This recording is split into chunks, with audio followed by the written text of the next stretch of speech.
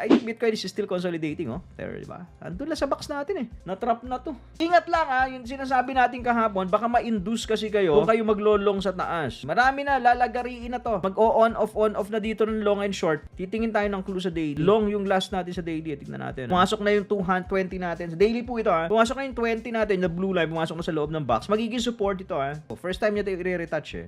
Most likely, pagka tumama dyan sa blue line, you expect a bounce. Again, a bounce doesn't mean that it will break the 36K level, mga titos and titas. Sa daily time frame, when you compare yung daily sa 4 hours, sa 4 hours, sabi ko sa inyo, di ba, parang mahaba na to, masyado consolidation na to. Sa daily, pag tinignan mo, parang gumagawa pa to ng flag. Pwedeng ganyan, eh. Di ba? Again, you want a breakout sa taas bago ka pumasok.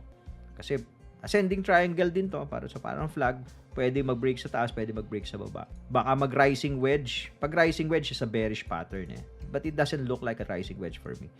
Most likely a parang ascending triangle. Bullish naman yung ascending triangle, mga titos at titas. Again, wag lang humaba. Medyo mahaba na kasi siya sa 4H, eh. Yun ang nagdidelikading tayo ron. Okay? So for the meantime, just enjoy yung mga alts. Okay? Kasi yung mga alts ang tuloy-tuloy pa rin yung lipad habang nagkokonso si Bitoy.